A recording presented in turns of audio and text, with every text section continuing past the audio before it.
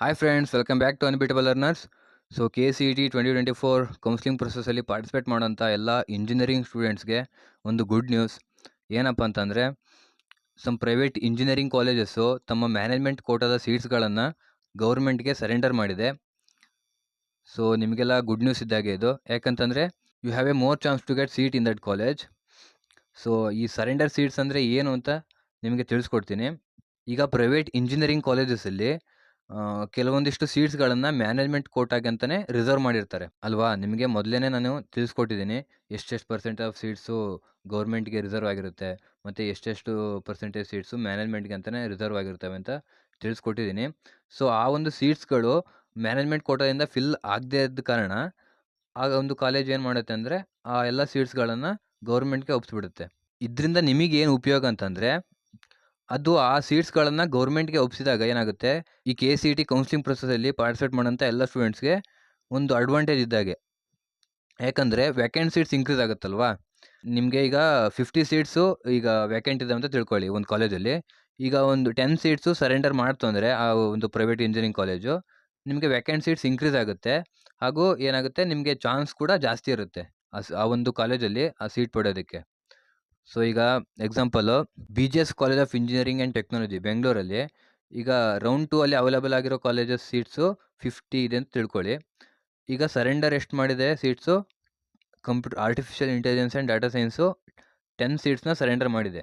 ಅಂದರೆ ಅಲ್ಲಿ vacant seats ಎಷ್ಟಾದಂಗೆ ಆಯಿತು, 60 ವೇಕೆಂಟ್ ಸೀಟ್ಸ್ ಆದಂಗೆ ಆಯಿತು. ಓಕೆನಾ.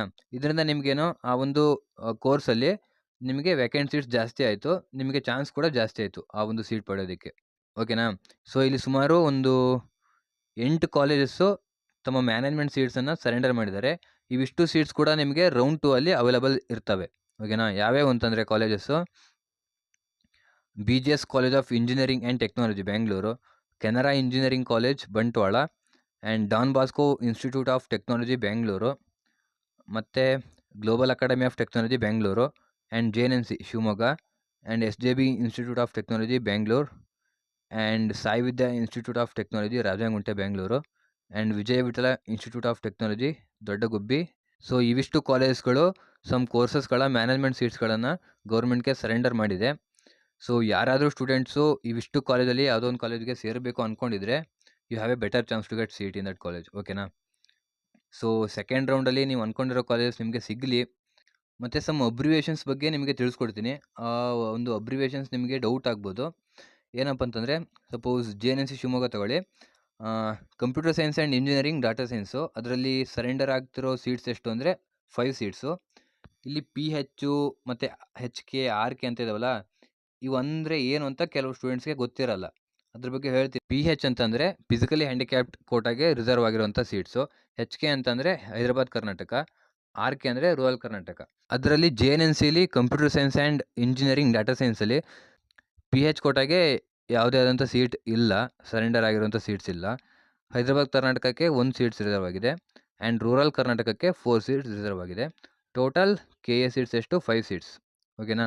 ಹೀಗೆ ಅನಲೈಸ್ ಮಾಡ್ಕೊಳ್ಳಿ. ಸೊ ಇಂತಹ ಇನ್ಫಾರ್ಮೇಟಿವ್ ಅಪ್ಡೇಟ್ಸ್ಗಳನ್ನ ಪಡೆಯೋದಕ್ಕೆ ಸಬ್ಸ್ಕ್ರೈಬ್ ಮಾಡ್ಕೊಂಡಿಲ್ಲ ಅಂದರೆ ಕೂಡಲೇ ಸಬ್ಸ್ಕ್ರೈಬ್ ಮಾಡ್ಕೊಳ್ಳಿ. ಹಾಗೂ ವಿಡಿಯೋ ಒಂದು ಲೈಕ್ ಮಾಡಿ, ಸಪೋರ್ಟ್ ಮಾಡಿ ಅಂತ ಹೇಳ್ತಾ ಈ ವಿಡಿಯೋನ ಇಲ್ಲಿಗೆ ಮುಗಿಸ್ತಾ ಇದ್ದೀನಿ.